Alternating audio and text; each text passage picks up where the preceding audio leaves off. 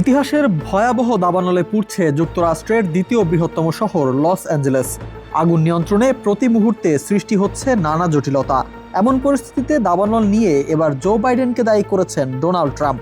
একই সাথে ক্যালিফোর্নিয়ার ডেমোক্রেটিক দলীয় গভর্নরের প্রতিও তীব্র ক্ষোভ প্রকাশ করেছে দেশটির নবনির্বাচিত এই প্রেসিডেন্ট।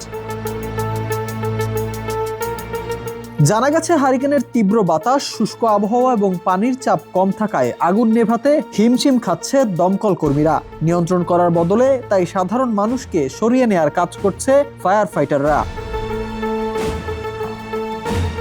লস অ্যাঞ্জেলেসের ফায়ার সার্ভিসের প্রধান জানাচ্ছেন, আগুন নেভানোর কাজে নতুন সমস্যা হিসেবে দেখা দিয়েছে পানির সংকট। প্যাসিফিক প্যালিসেডস এলাকার কিছু আগুন নেভানোর জন্য পানি সরবরাহের হাইড্রেন্ট শুকিয়ে গেছে। তাই লস অ্যাঞ্জেলেসের 2 লাখেরও বেশি বাসিন্দাকে নিরাপদে সরে যেতে বলেছে কর্তৃপক্ষ।